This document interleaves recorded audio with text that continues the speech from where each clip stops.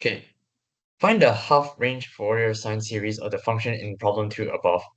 Sketch the periodic extended function for constructing the Fourier sine series. Okay, so from question 2, right, they already defined to us the half range. Excuse me. So from 0 to L, we're given that f of x is equal to x squared. Okay, so this is what they defined us in question 2 already. So previously in question 2, what they asked for is the Fourier cosine series. But in this question, now they're asking for is the Fourier sine series. Okay, so for every periodic function, right, if they define us half the periodic function, they can either ask us for the Fourier cosine series or the Fourier sine series. Okay, so yeah, that's how this kind of question works.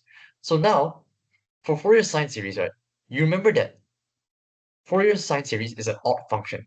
Okay, an odd function is a function such that it is rotationally symmetrical about the origin.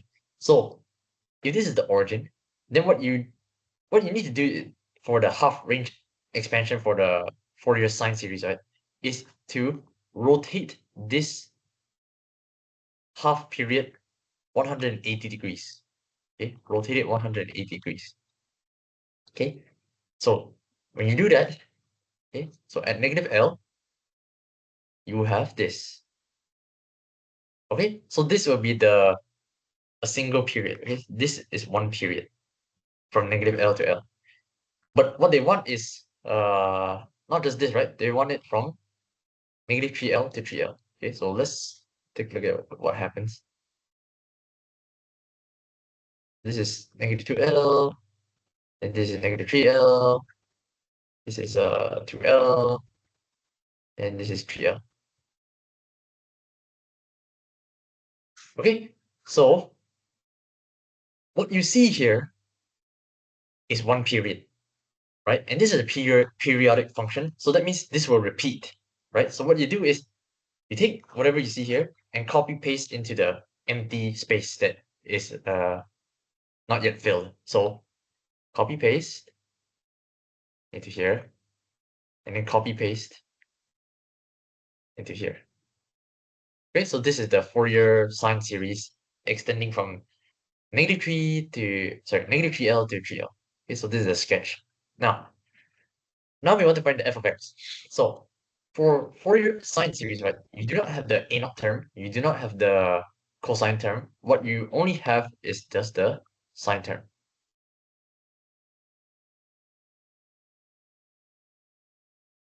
What you're expected to find is just Bn. So Bn is given by the formula 1 over L. Okay, we want to integrate one period, right? And like I said, one period is given by from x equal to negative L to x equal to positive L. So that's one period.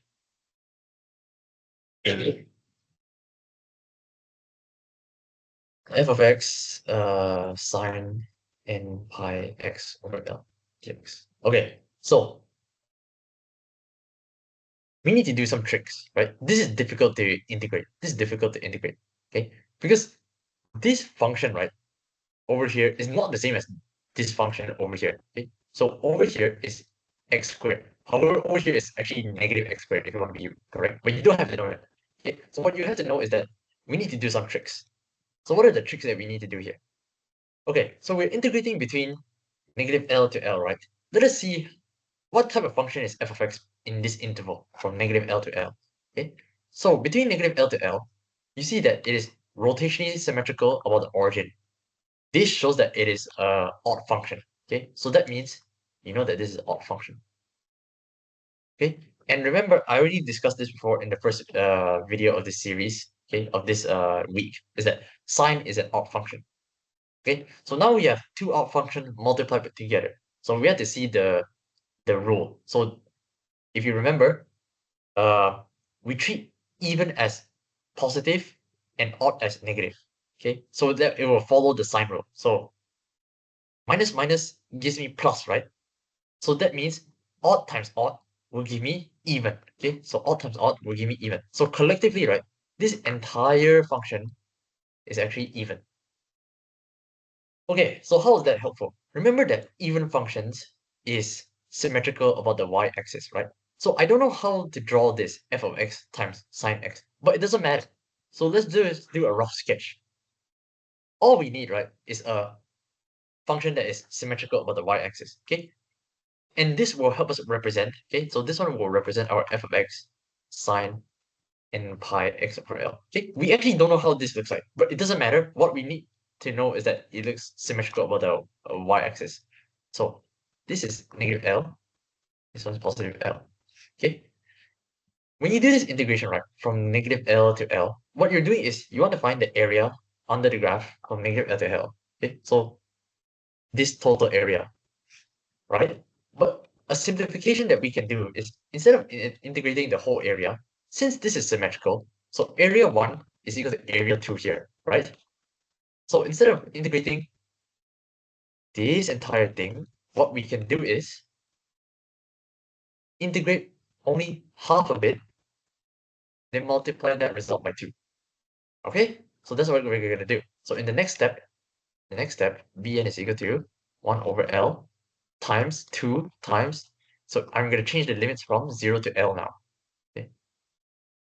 Now, in between 0 to L, so in here, the function is given by x squared. Okay, so that's why I'm going to replace it with x squared.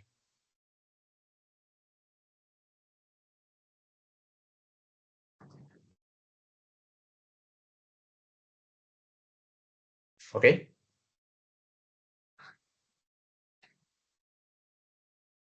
Okay.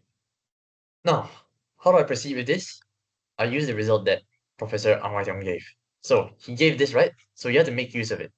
In this case, the value of a will be replaced by n pi over L. Okay, so that's how we're gonna go ahead and do this.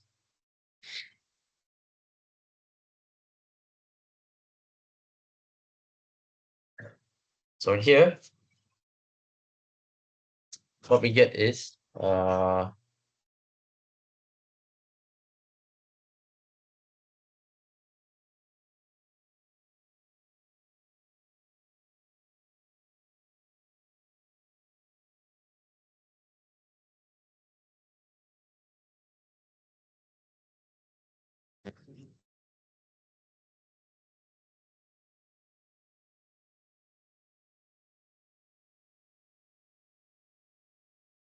okay, and then evaluate the limits at x equals to L and x equals to 0.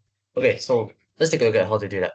So for each term containing x, we need to evaluate the limits. So this one, when x equals to L, we have that this term will become cosine n pi over L times L, right? The L's can cancel.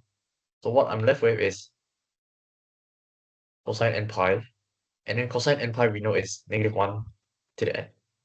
When x equals to 0, this will become cosine 0, which is equal to 1. Okay, next we look at this. So when x equals to 0, sorry, when x equals to L, we have L squared cosine n pi over L times L. L's can cancel, leaving behind n pi only. Okay, and then you know that cosine n pi, right, is actually negative 1 to the n. When x equals to 0, we have 0 squared times cos 0, then this will just be 0, right? Everything here becomes 0. Okay, finally, we have this. So when x equals to L, we have L sine n pi L over L. L and L can cancel. And remember, sine n pi, right, is equals to 0. So at the end of the day, this term will effectively become 0. And then when x equals to 0, this will become, okay, 0 times 0 here. So 0 sine 0. Okay, at the end of the day, this will become 0. Okay, so effectively you can say that the last term drops because it's just 0 minus 0. So what we're left with is, okay, let's simplify the front first. So this and this from 2L squared.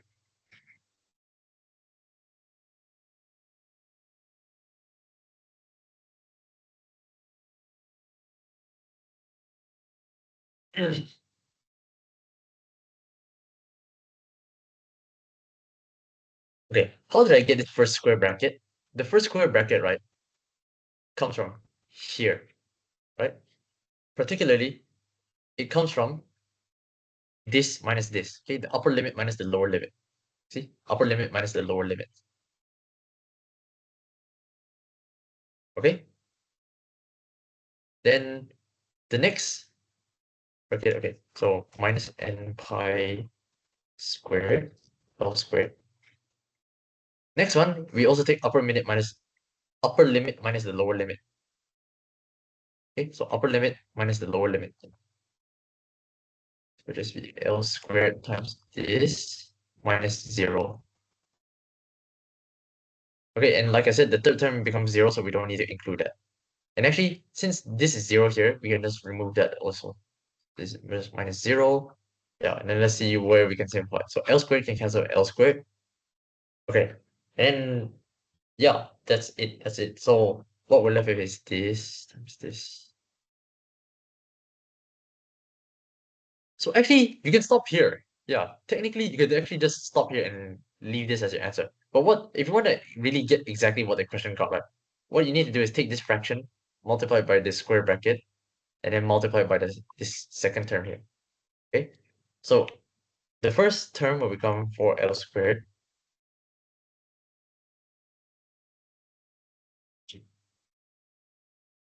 Okay, then this one will be times n pi squared negative 1 n. Okay, so this n pi squared can cancel with this. So what you're left with is just this. Okay, and then if you swap these two around, right, you will get exactly the lecturer's solution. So this, okay, yeah. So those last two steps are pretty much unnecessary. Just it's just for me to show you that yes, I'm getting exactly what the lecturer got.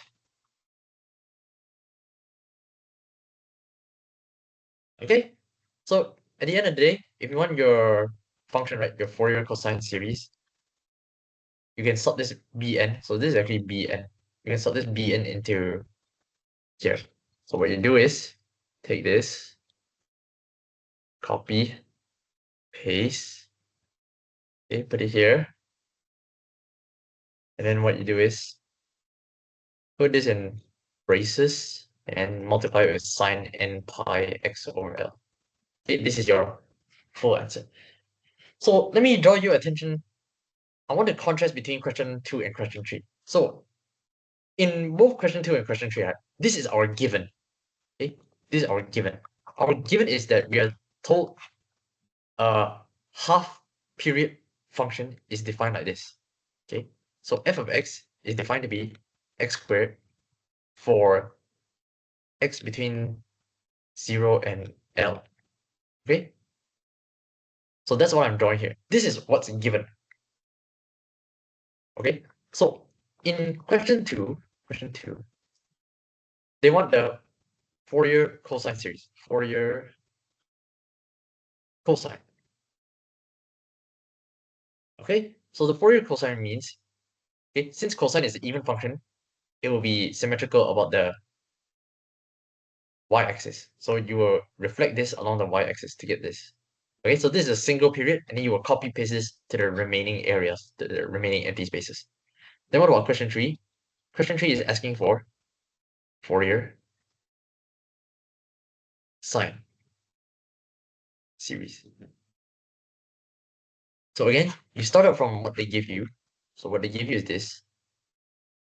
But because this is a Fourier sine, sine is an odd function, and you know odd function is rotationally symmetrical about the origin. So you rotate this 180 degrees, right? What you get is this. So let me clear this out first. What you get is this. Oops, what are 3? It should be negative L. Okay, so this defines a single period. If you want to extend it, then you just copy paste this into the remaining spaces. So yeah, that is the contrast between question 2 and question 3. So this is what this chapter is about. Okay, this chapter can be summarized into question 2 and question 3. So you're always given a function. And this is half a period. Okay, half a period. Okay. So for any periodic function, you can define a Fourier cosine and a Fourier sine series. Okay. Fourier cosine, right, will be an even function, so symmetrical about the y-axis. Fourier sine is rotationally symmetrical about the origin. So yeah, because sine is odd. Yeah, so this is a long story short of this entire chapter. Yeah. Okay, so we can stop here and move on to the next question.